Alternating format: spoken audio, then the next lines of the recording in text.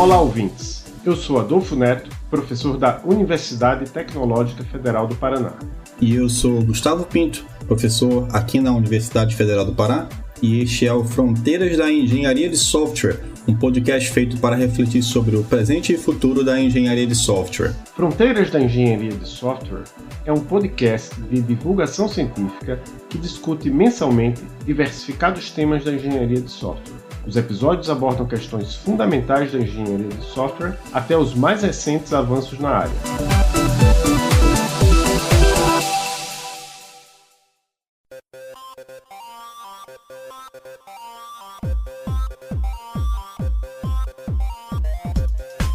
Para esse nosso quinto episódio, nós conversamos com Alessandro Garcia, que é professor na PUC, no Rio de Janeiro, onde também lidera o Opus Research Group. Nos últimos anos, Alessandro tem trabalhado bastante com degradação de design e refatoração. Então, se você escutou e gostou do último episódio de Marcelo Maia sobre code smells, deve também gostar deste sobre refatoração e como evitar code smells. Vem com a gente!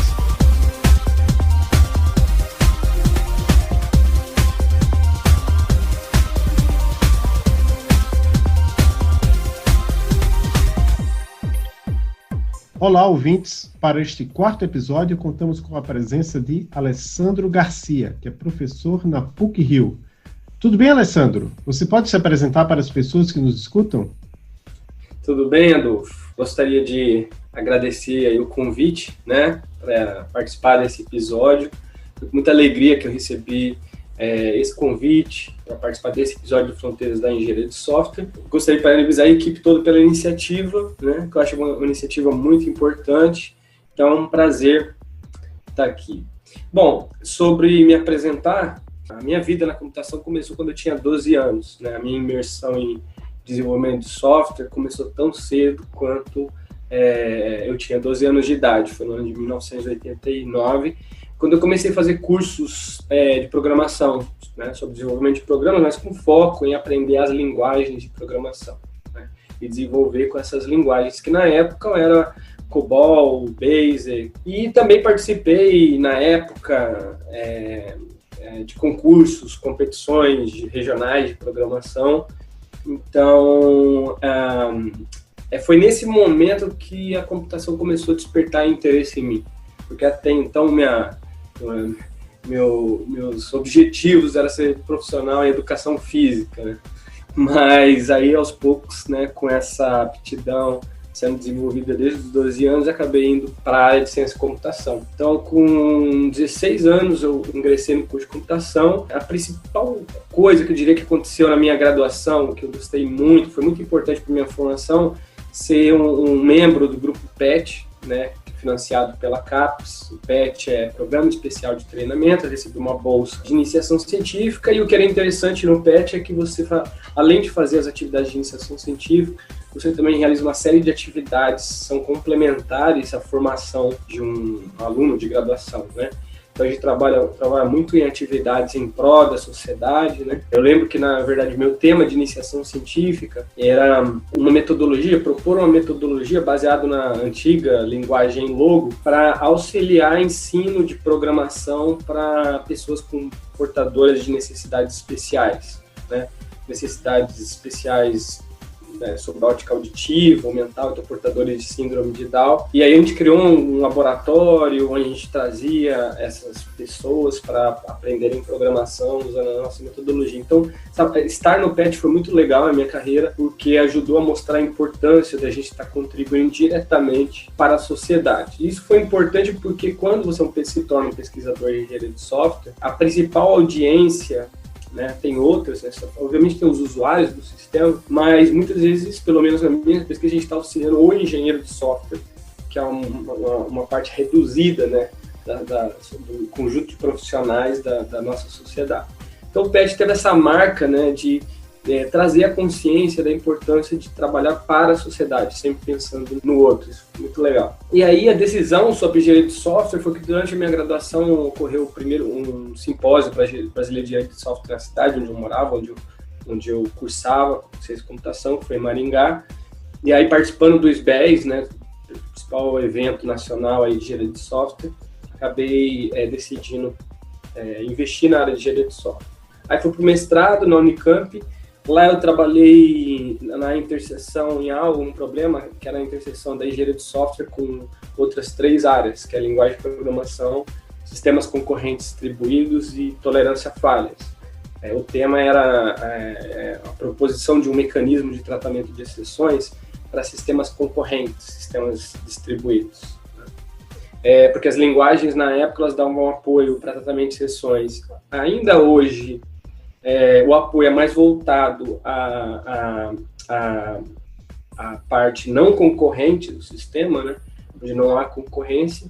Então, lá o objetivo era isso, construir um mecanismo que desse apoio a tratamento de exceções que ocorrem paralelamente nas threads de execução de um programa, porque muitas vezes a ocorrência dessas exceções em conjunto, em paralelo, significa que há um problema, um erro mais grave no sistema.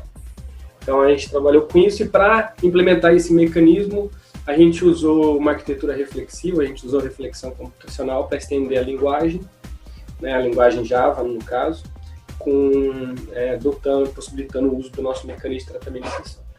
Aí no doutorado foi quando realmente tinha um foco muito grande de engenharia de software, e ali a sub-área que eu escolhi foi programação orientada a aspectos, porque uma das razões porque tem uma proximidade à programação reflexiva, os objetivos têm relação, os objetivos de programação reflexiva e programação orientada a aspectos, porque são diferentes formas de você separar interesses transversais. E o interessante de programação orientada a aspectos é que as construções da linguagem, você tinha um apoio à separação desses interesses transversais, que no caso da minha dissertação de mestrado em interesse transversal, o foco era tratamento de exceção, é apoiado por construções da linguagem. Numa linguagem de programação orientada a aspectos, você tem lá a construção, aspecto, point cuts, etc. Mas tirando isso, o domínio, aí eu trabalhei no domínio de aplicação específico, porque na época o que as pessoas vinham estudando com relação aos benefícios de programação orientada a aspectos era para modularizar funcionalidades transversais mais gerais, que sempre ocorrem nos programas. Então, login, auditoria, ou tratamento de erros, tratamento de exceção, né? E aí a gente tentou aplicar a programação orientada a aspectos, ver os benefícios e desvantagens em sistemas multiagentes, sistemas que são dotados de alguma inteligência, né? São sistemas distribuídos dotados de alguma inteligência, e viu se o aspectos era realmente... Porque a programação orientada a aspectos surgiu com um propósito geral de resolver o problema de transversalidade do interesse em programas. E aí a gente foi, tá todo mundo estudando interesses transversais que são relativamente mais fáceis de serem separados. Vamos olhar para um conjunto de interesses transversais que talvez não sejam tão fáceis de serem modularizados, mas que haveria benefícios do ponto de vista da evolução, manutenção do sistema multiagente. Então, comportamentos como autonomia, mobilidade e etc. E aí foi isso. Aí depois do doutorado, eu fui para trabalhar na Inglaterra. Meu primeiro trabalho como professor assistente foi na Universidade de Lancaster, na Inglaterra. E lá tinha... o grupo de trabalho era muito bom. Tinha o Ian Somerville, que escreveu um dos livros mais usados, né, em aulas de engenharia de software em décadas anteriores. Tinha o Pete Sawyer, que era um cara bastante famoso em engenharia de requisitos, e o Awais Rashid, que liderava uma rede de excelência em desenvolvimento de software orientado a aspectos na época. E aí eu fui para lá, fiquei 4 anos na Inglaterra, e aí eu voltei para o Brasil em 1999, e como professor na PUC-Rio, onde eu estou até hoje, atuando como pesquisador e professor. Alessandro, nesse meio tempo aí, né, nesses últimos 20 anos, você acabou que mexeu em muita coisa, né, no tratamento de erros, aspectos, design. Mais recentemente, você também parece um interesse em microserviços. Se você fosse considerar uma parte da engenharia de software que você mais concentra os seus esforços recentemente, qual área seria essa? Bom, antes de mais nada, confirmo isso, né, que meu interesse tem sido diversificado ao longo desses vários anos. Quando eu vim para a PUC para fazer o doutorado, né, eu trabalhava no mestrado, eu tinha um tema bem específico, bem definido, e sempre trabalhando nas minúcias daquele tema tão específico, que era tratamento de exceções de sistemas concorrentes. E aí eu, como curioso, né, a primeira coisa que eu perguntei para o meu orientador de doutorado foi qual que era o tema principal, os temas principais da área dele. Ele disse que estudava engenharia de software, que ele é um pesquisador em engenharia de software. Então, quaisquer desafios interessantes que se apresentavam para ele na engenharia de software, ele comprava aquele problema, estudava aquele problema e acabava trabalhando naquela área. Então, era muito difícil para ele pontuar interesses específicos. Tanto que é um cara que, de fato, o professor Carlos Lucena, meu ex-orientador, que trabalhou em frameworks, padrões de projetos, até hoje em dia, esse tema tão na moda, que é engenharia de software para IA, ele foi o cara que escreveu o primeiro livro, não sei se no mundo, mas pelo menos no Brasil com certeza, sobre o tema, né? Tem um livro que ele mostrou uma vez, uma capa amarela, datilografado, sobre essa temática de engenharia de software para sistemas inteligentes. E hoje a gente vê que frequentemente temos usado IA para tratar problemas de engenharia de software, mas mais recentemente, como que a gente pode usar a engenharia de software para melhorar a manutenabilidade, outros aspectos de sistemas que adotam algum tipo de técnica de IA como aprendizagem de máquina. E aí ele disse que qualquer desafio interessante. Para mim aquilo não foi muito compreensível na época, porque eu entendia, que como pesquisador, na época jovem, eu deveria ser capaz de pontuar ali um outro tema de interesse.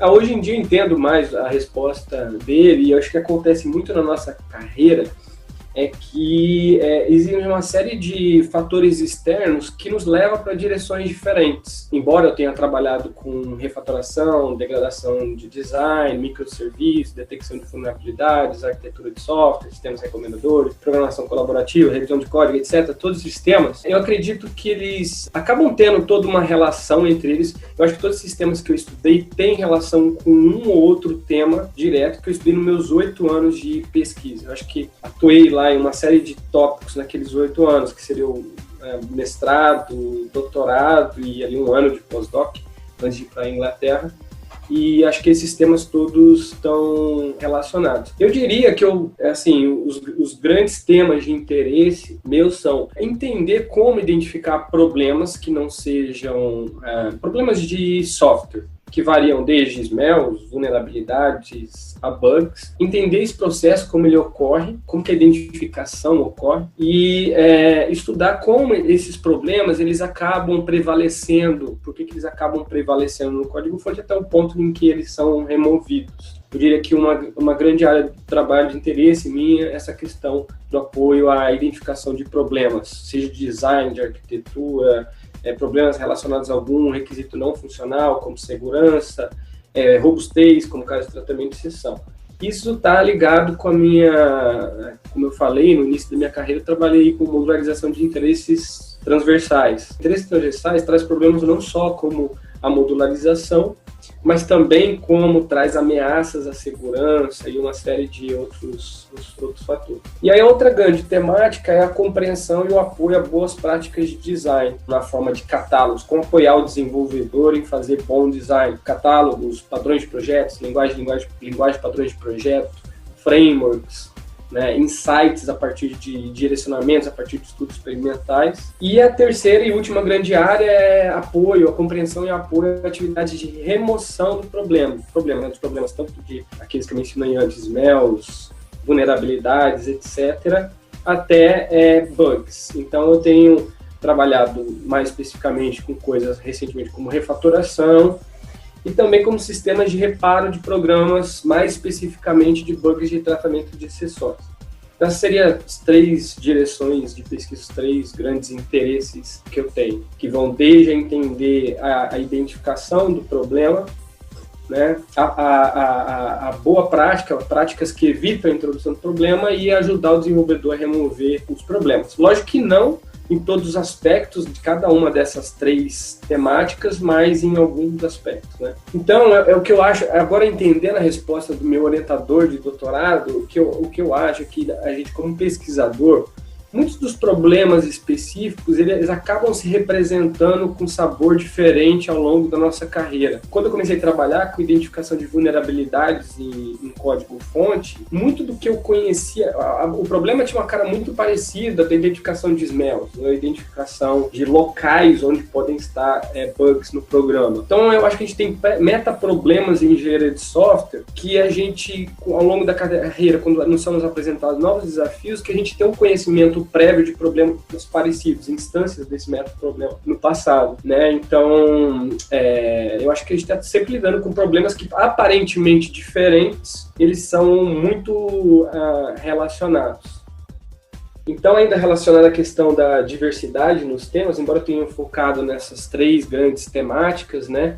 E acreditar que eles são, na verdade, meta-problemas, que a gente está sempre tentando resolver especializações desse problema, eu acho que a diversificação é algo natural na carreira de um pesquisador. Por quê? Por exemplo, hoje, trabalhando num grande centro, como no Rio de Janeiro, a sociedade toda hora está batendo na sua porta para resolver problemas diferentes. Então, no Rio, existem muitas indústrias, e no ecossistema da PUC, nós temos muitos laboratórios que atendem demandas, né, das empresas. Tal. Então, a gente tem o LES, o Laboratório de Engenharia de Software, a gente tem o TecGraph, né, o Instituto TecGraph, que trabalha muito com a Petrobras, e aí acaba que você tem os problemas à sua frente, e esses problemas são apresentados e você tem o desejo de resolvê-los, né? O que é um pouquinho diferente, complementar, na verdade, quando você vai lá na literatura, você vê que um pesquisador deixou na área que você trabalha alguma aresta que precisa ser removida, isso também influencia na escolha dos nossos temas, mas acho que essa questão, principalmente engenharia de software, que é uma área tão aplicada, essa questão das demandas da sociedade ao longo da nossa carreira, ela vai influenciando e a gente acaba estudando tópicos diferentes. E, na realidade, num grande centro também, no Rio, acho que em São Paulo isso acontece, Recife, né, grandes capitais, que muitas vezes os alunos eles vêm para fazer um mestrado ou mesmo um doutorado em tempo parcial e com uma temática específica. Ele trabalha na empresa X, o dono da empresa liberou ele para ir fazer mestrado, doutorado, e ele meio que já chega com o tema, né? Então, isso também ocorre, se o aluno é muito bom, né? Se você aceita o aluno é muito bom, é importante que você também se adapte, né? A motivação que o aluno tem, né? A bagagem que o aluno tem. E, no fim, o fato de trabalhar em tantos temas é que eu gosto de trabalhar com pessoas. Eu acho que na carreira de pesquisador, eu acho que a gente está sempre aprendendo e trabalhar com gente legal, trabalhar com gente inteligente, eu acho que a gente está sempre crescendo, né? E eu acho que o processo de pesquisa, o resultado é muito interessante, mas a jornada é tão quanto interessante, talvez até mais interessante. E eu acho que um desses aspectos é a possibilidade de trabalhar com pessoas inteligentes, dedicadas, com o mesmo propósito. Então, por isso eu explico assim, essa é a minha grande diversidade, mas eu acho que é algo que acontece na vida de qualquer pesquisador que mora num grande centro, trabalha numa universidade inserida num grande centro. Eu compartilho de boa parte da sua fala, né? Principalmente nessa parte de trabalhar com outras pessoas que você, né, tem uma certa admiração, que você aprende junto, a gente acaba que moldado também pelos próprios interesses dos colegas, né? Então a gente vai abrangido nessa área pelas próprias interações com os colegas.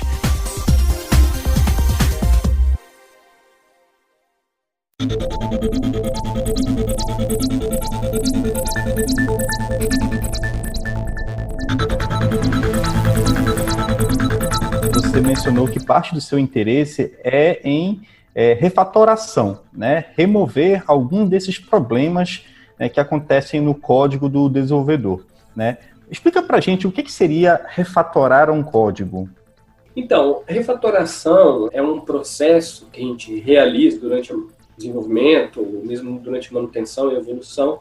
É um processo de reestruturação do software, tendo em vista a melhoria do seu design, do seu desenho. E a reestruturação consiste de uma série de transformações no artefato que você está refatorando, que pode ser o código-fonte, mas pode ser o próprio modelo do design, pode ser um modelo conceitual de um esquema de banco de dados, né? Então, ela consiste em uma série de transformações que, após aplicadas, espera-se uma melhora na qualidade do design, né? Espera-se porque também tem o papel do desenvolvedor em escolher as refatorações apropriadas para resolver o problema estrutural que ele está tentando resolver com a refatoração. E então, a refatoração, diferente de outras mudanças, ela não visa aumentar funcionalidades ao sistema ou corrigir um bug, né? Ela tem o objetivo de reestruturar o software, tentando melhorar o design atual do sistema. Na definição do Fowler, né, tem as definições mais antigas da década de 80, depois no livro do Fowler, que foi o livro popular, né, que ajudou a aumentar o interesse na área, conscientizar sobre a importância dessa área.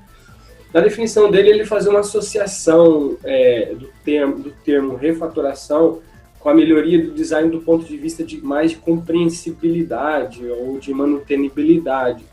Mas quando a gente fala de design, melhoria no design, design leva em consideração vários atributos não funcionais. Então, a gente pode ter processos de reestruturação que visam uma melhoria do design mais voltada à compreensão, à manutenibilidade, mas também pode pensar em melhoria do design do ponto de vista de outros requisitos não funcionais, né?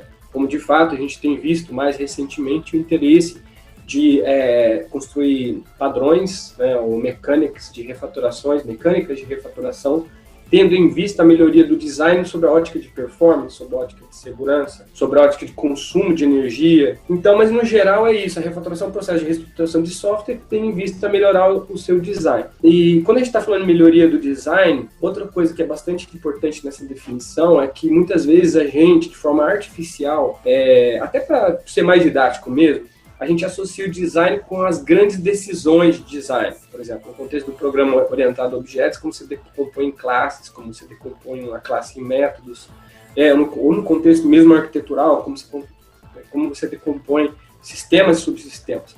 Mas design, na verdade, está associado a qualquer atividade de desenvolvimento, então, mesmo no código-fonte.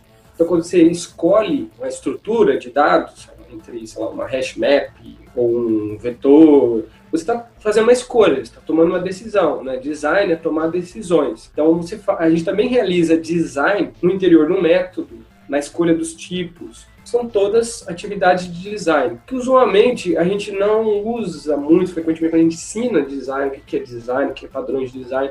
A gente não usa muito o termo para essas atividades de design em código-fonte para melhorar a classificação, né? Eu estou trabalhando design no nível arquitetural, trabalhando design, então design mais detalhado, eu estou trabalhando com design do código, geralmente está melhorando o código, mas não se fala, mas tudo isso é design, todas essas decisões que a gente toma, levando em consideração os requisitos ou outros fatores, é design.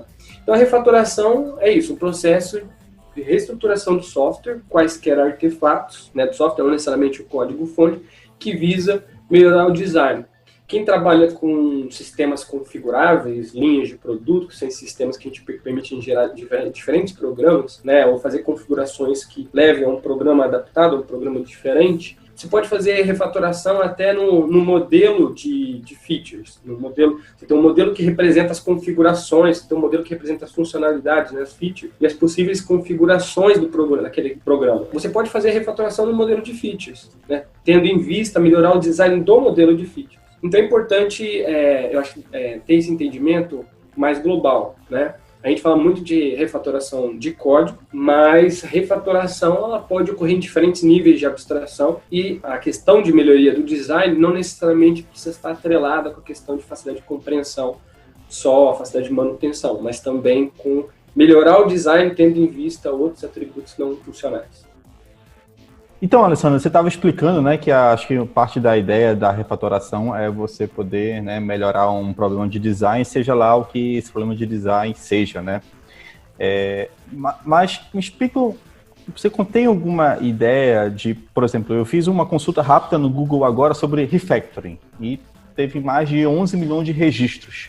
né, no Google, né? E você falou que a refactoring foi popularizado parte por causa daquele livro do Martin Fowler, né? Mesmo ele tenha sido introduzido lá na década de 80 por uma tese de doutorado lá em Urbana-Champaign. O que você tem alguma sugestão de por que houve todo esse sucesso de refatoração, né? O que propiciou todo esse avanço que hoje em dia a gente vai numa mesa de bar, todo mundo sabe o que é refatoração, né? Os desenvolvedores empregam a refatoração quase que diariamente, se não diariamente, né? Então, artigos de refatoração a gente tem aos milhares, né? Você tem alguma sugestão? Do porquê se popularizou tanto? Então, eu acho que, na verdade, sempre foi um termo popular, independente... O ponto não é popular, né? Não se usava a palavra. Mas essa questão de reestruturação, ela é meio atividade básica, né? No desenvolvimento, na manutenção, evolução do sistema. Mesmo quando a gente não usava o nome formalmente, refatoração, existiam sistemas, grandes elefantes brancos, em que, com uma certa rotina ou não, era necessário fazer alguma reestruturação. Então, a primeira coisa que eu acho que contribuiu, antes de mais nada, até antes do nível da tese de doutorado, que você citou, foi o fato de que é uma atividade comum. Por exemplo, assim como padrões de projeto, né? Padrões de projeto surgiu lá com o livro do Gama, tal, né? O conceito, o termo, as palavras, mas a transferência de conhecimento, de boas práticas, né, para problemas recorrentes é uma coisa que o desenvolvedor experiente ele está fazendo o tempo todo, né? Então, no caso, eu acho que esse é o primeiro aspecto, né? Que refatoração é uma atividade meio que intrínseca ao desenvolvimento, manutenção e evolução. Pode ser que alguns sistemas não se faça reestruturação nenhuma, mas para alguns sistemas, para sistemas que você quer que ele tenha, a equipe, a organização, precisa que ele tenha uma certa longevidade, a atividade de reestruturação vai aparecer que ou não. Tanto que as atividades, de acordo com estudos que nós fizemos, mas também outros pesquisadores fizeram, que refatoração ocorre comumente em mudanças onde o objetivo é adicionar uma funcionalidade. Então, mesmo para você, quando você está com o objetivo de adicionar uma nova funcionalidade, pode ser necessário alguma reestruturação para que o design da classe, o design do método, possa acomodar as modificações daquela nova funcionalidade. Então, tem essa questão. Tem a questão do livro, como você mencionou, é um livro didático, é um livro muito fácil de ler. É um livro que vai introduzindo aos poucos o conceito, tem um exemplo, running example, onde você, para apresentar aos alunos sobre a questão de treinamento, de ensino, é um livro que apoia assim, muito bem as atividades do quem está fazendo treinamento, do professor, né, do tutor. Então, ele é um livro muito bem escrito, por pessoa que, o Fowler é uma pessoa que tinha muita experiência, né, fácil de ler, fácil de digerir. Outra coisa que ajuda em engenharia de software em qualquer área é a presença de catálogos, né.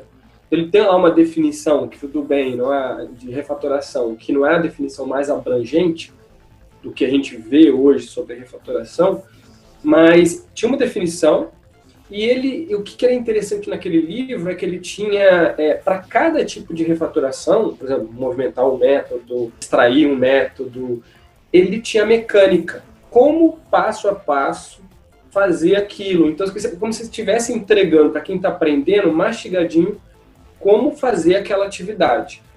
E a outra coisa interessante do livro é que ele apresenta sugestões, algumas sugestões de onde aplicar a refatoração. Então, ele fala assim, até lá o catálogo lá de smells, de maus cheiros, né, que foi o tema dois episódios aí anteriores, né, você tem lá um catálogo de maus cheiros, um catálogo de smells, e ele faz um link, né, ele diz, olha, quando você tem uma feature in view, uma característica estrangeira, um código que está mais interessado em dados de outra classe do que nos dados da classe que ele pertence, aplique primeiro, extraia um método e depois movimente o método. E para cada uma dessas transformações, ele tem lá as modificações. Como extrair um método? Está lá, A, B, C, D. Né? E a mesma coisa. Então, eu acho que é um livro que tem todas essas características que acho que propiciaram o entendimento, a facilidade de entendimento e também a facilitar a execução por quem tem pouca experiência em reestruturar software.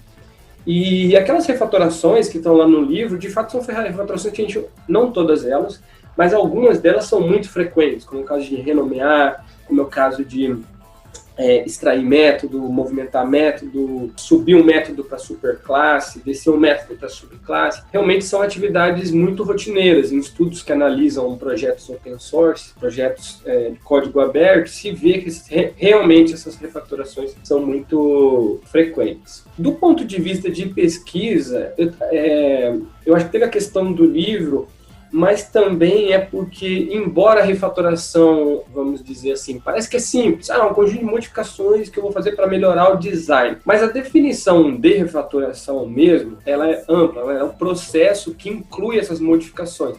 Então, a refatoração inclui, primeiramente, como que você prepara os testes, está mudando o código-fonte. Então, para você realmente fazer refatoração com sucesso, é importante que você prepare os casos de teste, como escolher esses casos de teste.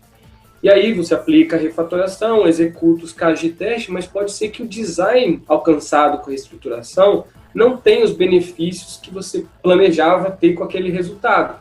E isso pode virar um ciclo, e pode ser que a sua refatoração, se você inclua na base do código do projeto, né, faça parte da master branch, da branch principal do projeto, de fato, ela traga para outros problemas de design que vão requerer refatoração, né? Então, o termo, a definição do Fowler fala do processo, né? Então, acho que é por isso que a gente tem tanta pesquisa associada, porque é algo não trivial, né? E também não passa só pelas atividades que eu mencionei, já começa por identificar onde refatorar. Então, tem muitos subproblemas associados com o processo de refatoração que eles sozinhos já são difíceis, vamos dizer assim, de serem tratados. E as IDEs, né? Certamente, uma outra coisa que contribuiu para a popularização foi a incorporação de apoio automatizado, semi-automatizado, de tipos de refatoração populares, como extract método, renomear método, movimentar método.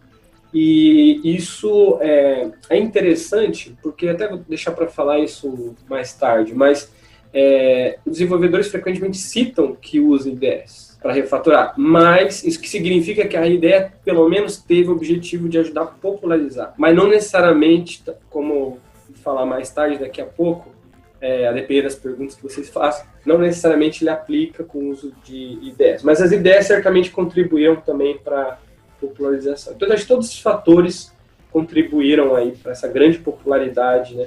É interessante, gostaria de citar a revisão sistemática que foi do Danny Dick e outros pesquisadores sobre refatoração, 30 anos de refatoração, então ele olha para o que tem sido feito em pesquisa. E lá, de fato, isso que o Gustavo mencionou, você vê artigos cobrindo refatoração em praticamente todas as etapas do ciclo de desenvolvimento e refatorações com foco em melhorar design com diferentes objetivos de melhoria de requisitos não funcionais, né? Mais recentemente, como mencionei antes, desempenho, segurança. Então, acho que tem muitos subproblemas interessantes aí para serem resolvidos e a popularização do tema é natural, né? Porque são problemas reais e a gente precisa entender esse processo e ajudar o desenvolvedor nesse processo de refatoração. Certo, Alessandro. E aí tem 3 perguntas que eu imagino que vão passar pela cabeça do desenvolvedor, desenvolvedora, que por acaso tenha que explicar isso para alguém. É que você já falou bastante sobre isso, mas, então, por exemplo, por que a refatoração é importante? Você falou aí sobre a questão de melhorar o design, né? Quando eu sei que é o momento de refatorar o meu código? Você explicou que, por exemplo, o livro do Martin Fowler, ele te dá várias indicações, né, desse momento. Aí tem essa questão, sempre que você identifica um problema que dá para refatorar, você deve refatorar? Então, nesse sentido, eu acho que tem 2 aspectos aí. Tem um aspecto que tem a ver muito com o treinamento e mesmo o perfil do desenvolvedor, que é aquele desenvolvedor que refatora de forma proativa. Ele aprende as boas práticas, ele encarna as boas práticas e nas atividades que ele realiza, naturalmente, modificação, evolução, manutenção do código, constantemente ele está preocupado. Não significa que ele não vai deixar dívidas técnicas, não significa que ele não vai deixar problemas estruturais, mas ele, por definição, é um cara proativo com relação a refatorar. Ele viu que a primeira tentativa não foi uma boa escolha da estruturação dos métodos, estruturação das classes, seja o que for a questão de design, hein? E ele vai lá e refatora. Mas esse cara, eu acredito que tem, para que seja possível a gente aumentar o número de pessoas com esse perfil, realmente a educação, o treinamento tem um papel importante. Mas, num cenário mais frequente, eu vejo isso acontecendo tanto em projetos de código aberto, como em projetos fechados, você vai fazer refatoração quando aquilo tem um benefício claro. No momento que você está fazendo uma alteração, no momento que você está realizando um commit, ou a curto, médio, longo prazo, né? Mas é importante que você saiba qual é o benefício. Porque se você não souber qual é o benefício, pode acontecer coisas do tipo da refatoração introduzir outros problemas. Dá um caso bem clássico que a gente vê ocorrendo até em projetos open source bastante populares, né, que os pesquisadores estudam bastante. É frequente a tarefa do programador extrair superclasse. Então, quer dizer, ele está criando uma nova abstração. Então, a ideia dele é aumentar a flexibilidade do design, né, para que você crie, não tenha só aquela classe concreta, aquela abstração concreta, você tem uma abstração, você tem uma classe mais abstrata, e ela vai poder ser reusada e estendida ao longo do tempo. É como se o desenvolvedor já antecipando e querendo guiar para que futuras subclasses sejam criadas com aquele formato, com aquele template da superclasse, né? Com aquele comportamento, aquela estrutura que vai ser herdada da superclasse. Só que a gente observa que muitas extrações de superclasse ocorrem duas coisas. O desenvolvedor acaba não usando a superclasse, você não vê acesso à superclasse, é uma melhoria que ele faz pensando no médio prazo, longo prazo. A gente não sabe se é porque realmente o sistema ia precisar evoluir daquela forma, ou se foi algo que ele, eu acho que isso aqui deveria ter uma superclasse, aí extrai, né? E acaba não criando também subclasses. Então, na verdade, você acabou sem um objetivo claro, sem um propósito bem claro que aquilo ia ser útil,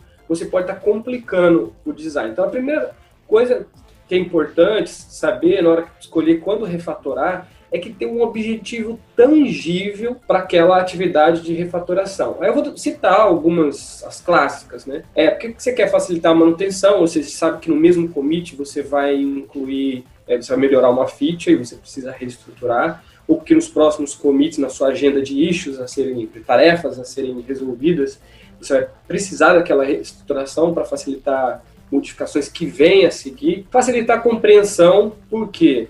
Porque se você trabalha no método, na classe que você trabalha, outros desenvolvedores vão ler o código-fonte e vão alterar o código-fonte, né?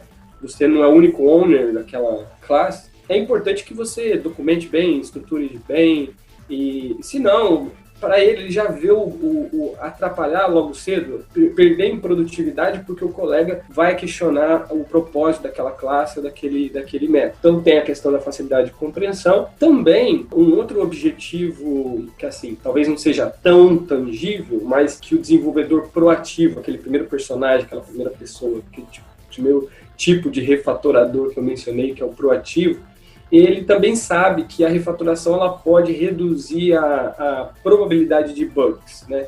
Então, um dos benefícios que o Fowler fala no livro é que a refatoração ela reduz a possibilidade de introdução de bugs. Então, você pode estar com esse objetivo, né? Seu código anda manifestando muitos bugs, e você percebe que uma das coisas é a má estruturação. Então, de forma a contornar isso, então vamos refatorar o código para deixar ele menos propenso a continuar tendo muitos bugs no futuro. A outra coisa que eu já mencionei é facilitar a inclusão de uma nova funcionalidade, né? Como eu estava dizendo, 70% das refatorações, de acordo com os estudos, ocorrem em conjunto com mudanças onde o objetivo principal é incluir uma nova funcionalidade. Você pode reorganizar seu código também quando você está vendo que a testabilidade do seu código que você vai alterar, ela é ruim, dificulta a implementação dos testes. Então você pode, por exemplo, quebrar um método longo em vários métodos para facilitar a criação de testes para cada um desses métodos, ao invés de ter um caso de teste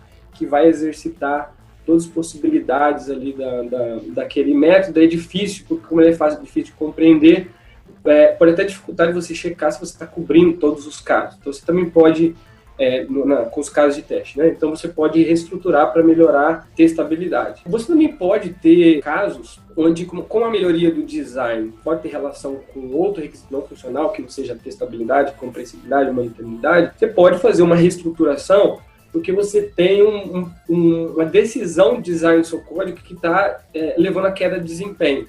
Então, uma vez meu aluno na disciplina, não era meu aluno, mas ele estava fazendo a minha disciplina técnicas de modularização, e ele era desenvolvedor, ele é dono de uma empresa, e ele falou que o design dele estava degradado sobre a ótica de performance e tal. E um dos problemas estruturais que ele descobriu, problemas no design de um método, é que uma consulta ao banco, ela seria muito mais rápida se ela tivesse fora do laço, de um loop, do que dentro do laço. Então, ele fez essa transformação, né? O resultado gerado pelo método seria o mesmo, mas ele ganharia em termos de tempo de execução, colocando essa consulta fora do código, dentro de um laço. Então, você pode melhorar, ter em vista, eu tenho um problema claro aqui de desempenho, então eu vou refatorar para melhorar esse problema de desempenho. E também isso pode estar, como eu disse que refatoração pode ocorrer em diferentes artefatos, você pode notar que você está tendo muita dificuldade de fazer manutenção no seu banco de dados. E pode ser que o problema seja o próprio esquema conceitual do banco de dados. Então, você tem um problema claro, que é uma má decomposição dos dados no modelo de dados, e aí você vai fazer uma reestruturação com o objetivo de melhorar a manutenção do banco,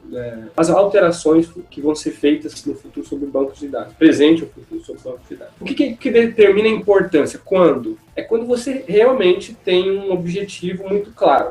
Na graduação, eu dou uma disciplina onde os alunos, uma das tarefas é realizar refatoração em projetos código aberto. Então, no semestre passado, eles usaram 2 projetos, o Elasticsearch e o PrestoDB. E aí foi engraçado que, assim, teve casos de issues, de pull requests aceitos, mas teve uma refatoração que o aluno fez que tinha o seu mérito, vamos dizer assim, ela melhorava a compreensão ligeiramente do código-fonte, só que era uma classe não era tocada, só uma pessoa era responsável, fazia modificação nela, e assim, melhorava um pouquinho a compreensão, mas aí acho que era do Elasticsearch, o revisor do código-fonte, o revisor da contribuição, ele disse o seguinte, olha, a refatoração tecnicamente está correta, mas a inclusão dela não traz um benefício grande, porque não vai aumentar a produtividade de quem de fato mantém esse código-fonte, não vai. Então é importante isso, caracterizar os benefícios da refatoração. A gente vê que em estudos que a vasta maioria dos mau-cheiros, dos smells, dos problemas micro e macro, problemas estruturais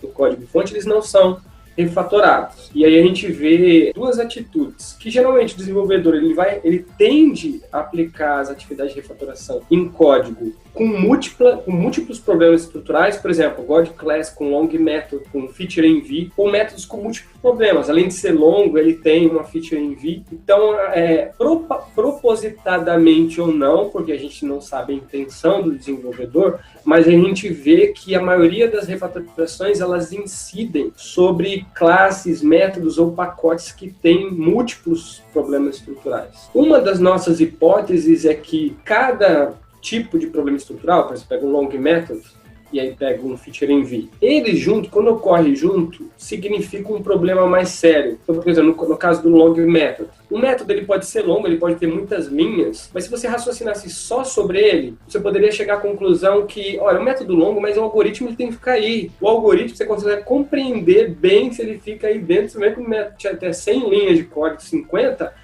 a lógica está aí. E agora, quando você tem uma feature env, já é um indício extra de que tem algo errado, de fato errado com aquele método. Aquele método não é só longo fisicamente, mas ele está usando muitos dados de outra classe e não daquela classe. Então, eu acredito que tem esse fator. Não é só o único fator que explica, mas há uma tendência do desenvolvedor refatorar classes, métodos que não tem só um smell, mas múltiplos smells.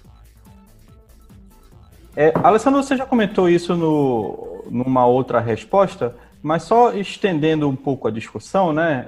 Já deu para entender que o design ele não necessariamente é uma classe, ele não é um método ou é uma feature, né? Como você mencionou em linhas de produtos, né? Design é uma abstração. Então, nesse contexto, eu posso dizer que refatorações, por exemplo, mais grandiosas, como vou extrair um serviço do meu código, né? Tenho esse meu projeto, eu quero extrair um serviço e torná-lo um microserviço. Esse tipo de modificação a gente pode também chamar de refatoração ou terminologicamente não faz sentido? Então, Gustavo, boa pergunta.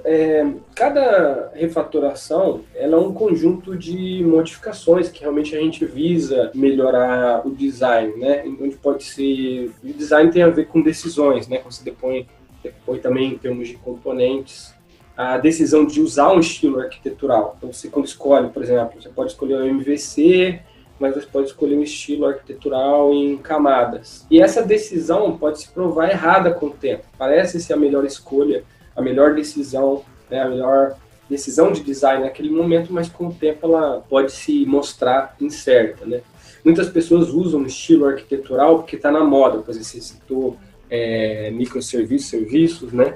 Aí tem muitas empresas que, assim, se adaptarem às novas tecnologias, acabam migrando para uma arquitetura de microserviços, às vezes sem uma análise ampla, né, das vantagens e desvantagens dessa escolha. Mas o que a gente observa em projetos é que existem sim essas refatorações maiores, se são um conjunto de modificações onde se visa melhorar só o design, então a gente pode enxergar ela como uma refatoração mais complexa, decomposta em um conjunto de refatorações menores. Se você vai extrair um microserviço, o que acontece?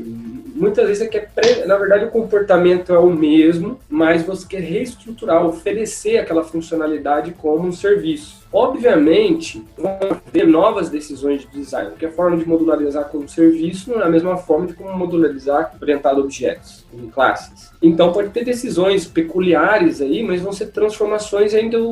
A interface que era provida por aquele módulo, aquela funcionalidade, é a mesma, mas agora é uma interface direta, disponível no contexto distribuído. Então, ele pode ser, sim, visto como uma refatoração. Deixa de ser refatoração, na minha opinião, quando você quer, na verdade, você vai fazer umas reestruturações, mas o objetivo é aumentar a funcionalidade, incluir nova funcionalidade. Então, uma funcionalidade de X, sei lá, de auditoria, que você vai tornar ele um microserviço. Mas você também está fazendo isso porque você quer colocar mais funcionalidades. O cara está querendo, na verdade, dispor de mais métodos na interface, né? Então, quando a intenção é essa, não é bem melhorar o design, é mais, vamos dizer assim, oferecer mais possibilidades para o programador, mais funcionalidade para o programador.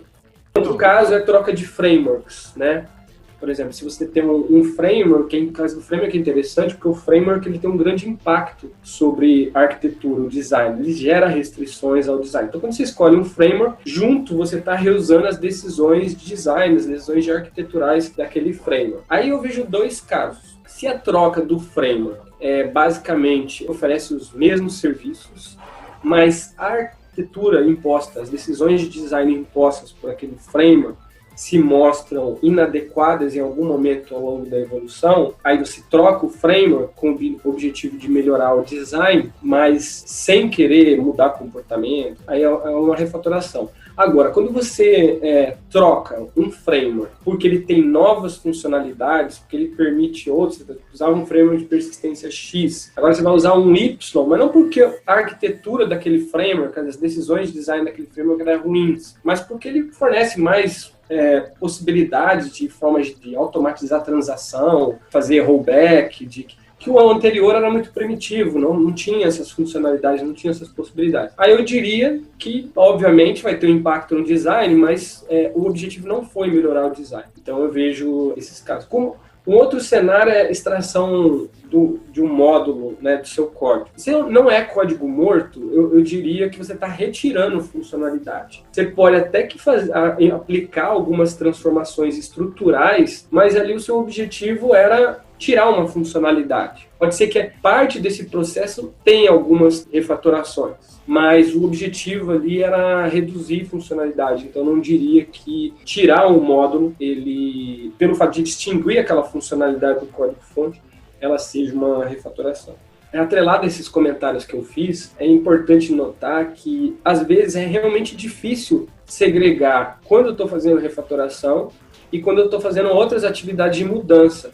Porque o que acontece muitas vezes é que a gente está fazendo as duas coisas ao mesmo tempo. Talvez tenha um objetivo dominante, né, que seja, sei lá, incluir uma nova funcionalidade, mas pode ser que ao longo do processo, porque tem mudanças que às vezes duram meses, né? Você estuda os projetos open source, tem pull request até ele ser aceito, leva 2 meses, 3 meses, 4 meses. Né? Desde que começou, o proponente, houve a primeira proposição de uma mudança para resolver aquela tarefa, até o pull request ser, pode demorar meses. A gente fez um estudo onde a gente ficou analisando as discussões dos desenvolvedores desde o início da mudança, primeira proposta de mudança, até a aceitação do pull request. É muito interessante como, na issue, o objetivo era claro, sei lá, era adicionar uma nova feature ou corrigir um bug. E ao longo do processo, os desenvolvedores vão observando outros problemas no código-fonte, observando que outras tarefas, como refatoração, são necessárias para alcançar aquele macro-objetivo. Ou pode ser que você tenha 3 objetivos em paralelo mesmo, né, que vão além do que está na issue. Lógico que a boa prática diz que você deveria fazer um commit direta para resolver aquela tarefa. Mas, naturalmente, acontece de que você vai introduzir um código-fonte, aí você estrutura mal o código-fonte, e chega um revisor, um colaborador, e diz, não, você tem que reestruturar porque dessa forma não está bem decomposto os métodos dessa classe e tal. Eu diria assim, que não é possível desassociar essas coisas, então as pessoas fazem modificações com o objetivo de melhorar o design, mas, às vezes, não dá para separar. Se você olha para um commit, você vai falar se teve refatoração ou não.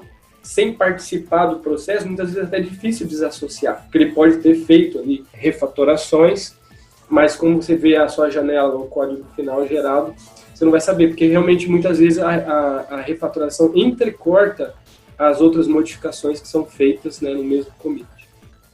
Então, Alessandro, por tudo que você falou para a gente até agora, né, fica claro que refatorar está na agenda do desenvolvedor, né? Pelo que você observa nos seus trabalhos, refatorar está na agenda do desenvolvedor, mas o quão comum é os desenvolvedores refatorarem código? Ou será que se fala muito e se faz pouco? Eu acredito que muitas vezes está na agenda do desenvolvedor, né? Hoje, com boa parte das empresas adotando métodos ágeis e também adotando esse modelo de desenvolvimento a la GitHub, o Base Software Development, quando você tem pessoas, múltiplos desenvolvedores contribuindo para uma única modificação, para um único commit, revisando o código-fonte, acaba se tornando parte da gente, se não explicitamente, mas de forma reativa também, porque vai ter outros olhos olhando para aquele código-fonte e julgando ou não.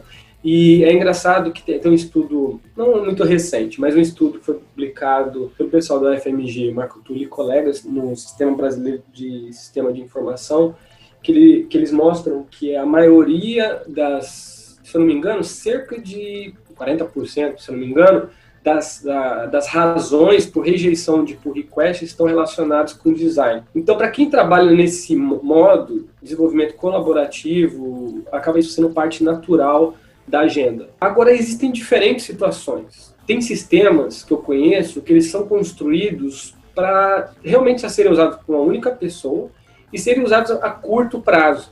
Por exemplo, tem projetos que a gente realiza, não vou falar o nome da empresa, mas é uma empresa grande, onde ela tem um setor, onde ela faz muitos projetos com academia. E tem muitos sistemas que são construídos para durar 6 meses, para durar 1 ano.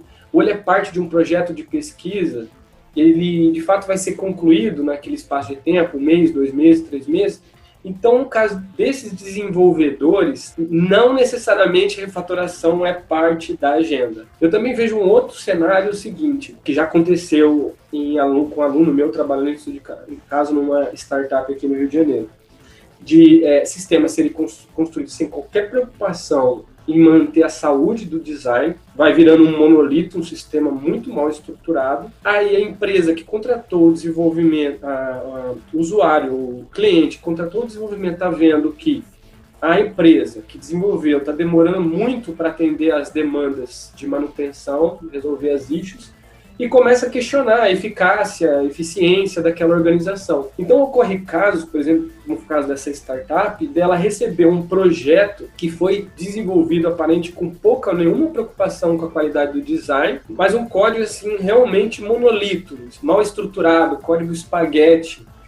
E ela é paga, o investimento daquela organização é justamente para rejuvenescer o código-fonte, que é de um sistema que foi construído com desenvolvedores aparentemente sem refatoração na agenda. Então, eu diria assim, que nem sempre está na agenda do desenvolvedor, mas eu acho que bons engenheiros de software, na maioria dos contextos onde a ideia é que o software dure por muito tempo, tem um tempo de vida longo, isso acaba, de uma forma ou de outra, fazendo parte da agenda. Eu vejo muitos sistemas fechados que, diferente de projetos open source, onde refatoração aparece de forma homogênea ao longo da história, né, dos commits do sistema, eu vejo organizações que não se preocupam com o design ou refatorar até um determinado ponto. Mas aí não tem jeito, aí vai mexer num código que ele imaginava, num modo que ele imaginava que não ia mexer. Mas os requisitos são difíceis de serem preditos, né? Então aí acaba que tem que acabar gastando bastante tempo reestruturando parte do software. Não era parte da agenda antes, mas devido às novas demandas, devido aos requisitos que aparecem, acaba fazendo parte da agenda. Eu diria assim, se é comum os desenvolvedores refatorarem o código-fonte, acho que varia de projeto para projeto e, de novo, está muito relacionado com quão o desenvolvedor já sabe que vai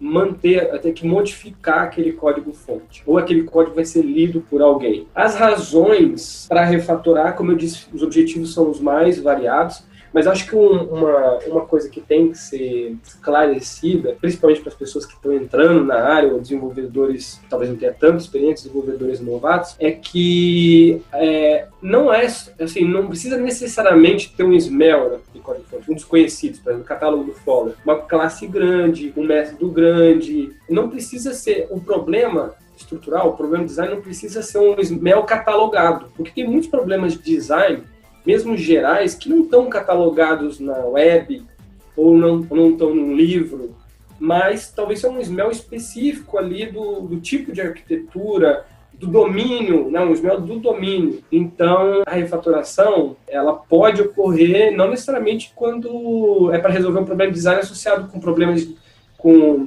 SMELs clássicos, que estão catalogados em algum lugar. Então, Alessandro, conversando com o Marcelo Maia no nosso último episódio, a gente falou bastante sobre Code SMELs, né? Que refatoração está muito alinhado ali com Code SMELs, e uma das coisas que o Marcelo mencionou era que se o desenvolvedor não tiver apoiado por testes automatizados, uma refatoração para remover um possível Code SMEL pode acabar sendo um tiro no pé. Né, o cara vai refatorar e acaba que insere um bug. Por que isso acontece? Né? É difícil refatorar? Tem refatorações que são desafiadoras? Excelente pergunta. Eu diria, antes de mais nada, que qualquer modificação que você faça no programa sem a presença de teste traz risco. Pode ser refatoração, pode ser você incluir uma nova feature, pode ser você corrigir um bug. Toda e qualquer mudança, ela traz risco se você não tem os testes adequados para garantir que o comportamento real do programa, após as modificações, ela corresponde ao comportamento esperado. Então, isso é meio que inerente a qualquer mudança. Um lado dessa pergunta será que a refatoração sem testes, sem a presença de testes que cobrem o código a ser refatorado, são adequados para uma cobertura razoável do código sendo refatorado, ela é mais arriscada do que outros tipos de mudança? Eu diria que, primeiro, realmente tem que ter teste. Tanto que se você... isso também acontece com os alunos lá da graduação que trabalham em adicionar. Se você não tem os testes, se você refatora o código e você não reflete antes o que precisa ser alterado no código de teste devido àquela reestruturação, e não cria novos casos de teste que são necessários, a sua contribuição vai ser rejeitada. Então é super importante, mais nada, na minha opinião, um bom engenheiro ele tem que primeiro, antes de começar a executar, isso na minha opinião, como programação em geral, né? Qualquer modificação, qualquer módulo que você inclui, eu acho que você deve pensar na especificação, porque o teste não é especificação, mas o teste ele traz alguns exemplos associados com a especificação daquele módulo. Então, a especificação, vamos dizer assim, parcial. Então, acho que é importante escrever os testes antes, né? E ter testes. Mesmo que eu escreva antes, ela refatora primeiro, mas em algum momento, mas o ideal, acho que era primeiro de maneira pensar sobre os testes, até porque isso é importante, porque antes de começar a fazer a refatoração, se você já planeja os testes, você pode chegar à conclusão que é difícil escrever os testes devido àquela nova reestruturação e no tempo que eu tenho disponível, né?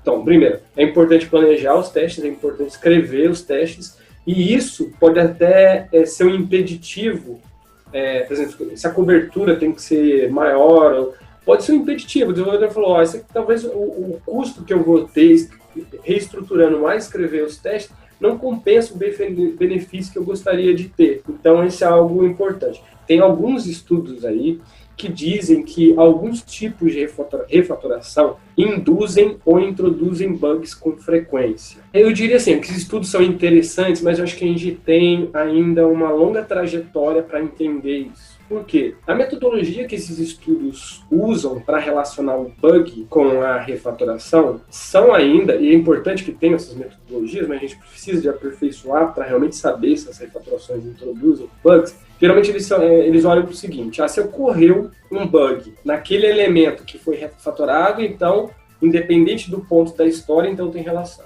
Tem outras metodologias que olham a co-ocorrência.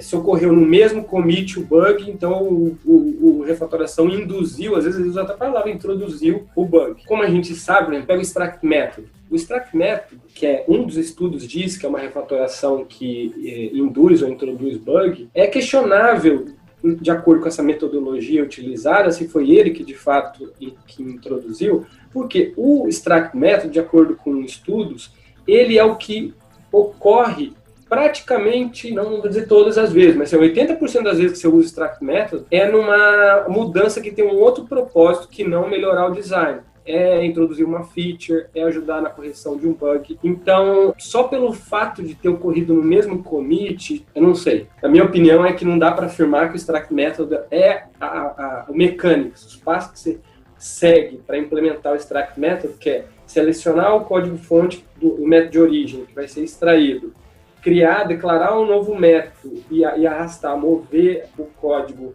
que foi selecionado para o novo método e atualizar os clientes, se isso foi o que introduziu o bug, se ele está ocorrendo com outras mudanças, né? Então isso é muito difícil de dizer. Um estudo que uma aluna minha realizou no passado, ela tentou replicar. A gente não confiava muito na metodologia, a gente tentou replicar o estudo, mas aí tendo uma análise caso a caso. Pegava lá a mudança, que incluía o refactoring, ou só o refactoring, fosse um commit que só envolvia refactoring, via a descrição do bug e olhava para a correção e via se a refatoração tinha uma relação. Na maioria dos casos que a gente pegou, nós foi uma amostra pequena, de 200, 300 casos, mas a gente não via essa relação, né? Nos mesmos projetos que um estudo tinha sido feito anteriormente. Aí a gente que acabou. Bom, então é difícil dizer, aparentemente pode ser que não tenha acontecido. O que a gente fez? A gente seguiu uma metodologia diferente. Olha, vamos ver no Fowler. O Fowler diz o seguinte, o Fowler diz que um dos objetivos de refatorar, que eu mencionei anteriormente, é reduzir a propensão de bugs no futuro. Então, em vez de dizer coisas do tipo, o refactoring introduziu um bug ou induziu um bug, de acordo com as metodologias existentes, era muito difícil dizer, vamos comparar as classes que sofreram refatoração com as que não sofreram refatoração e ver a distância em termos de números de commits que tocaram naquelas classes com a ocorrência de um bug. E a gente viu que a distância do commit onde foi introduzido o bug para a refatoração da classe era muito maior do que você pegasse uma classe que não foi refatorada, você observava o bug e olhava para as últimas mudanças,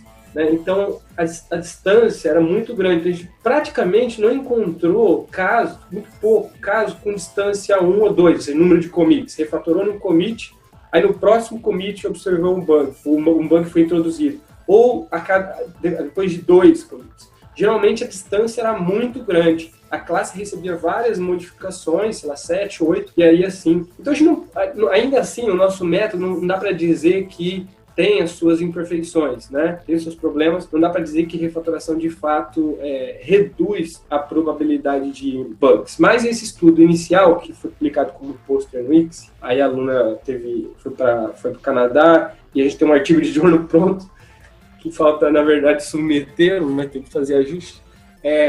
A gente observou isso, que a distância entre a introdução de bug, em termos de número de commit que tocaram a classe, e aquela classe quando aquela classe foi refatorada, é bastante extenso. Então, eu diria que hoje eu não posso ter muita confiança sobre essa afirmação que refatorações são tipos de mudanças que introduzem bugs no sentido de mais do que outras. Porque qualquer mudança tem risco de se introduzir mudança.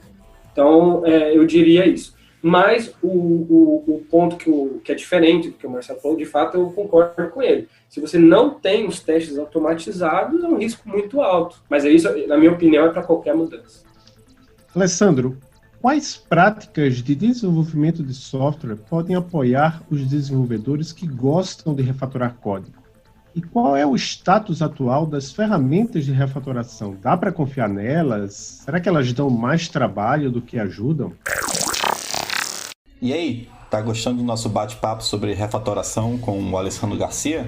Essa primeira parte foi mais introdutória e motivacional. Na segunda parte, vamos falar de algumas coisas mais avançadas, como práticas que apoiam refatoração, o status atual das ferramentas de refatoração, inclusive um negócio chamado Batch Refactoring.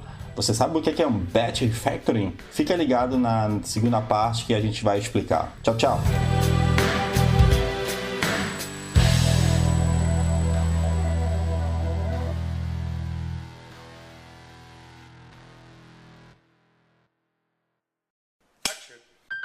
Esse podcast foi editado pela Produtora Reis.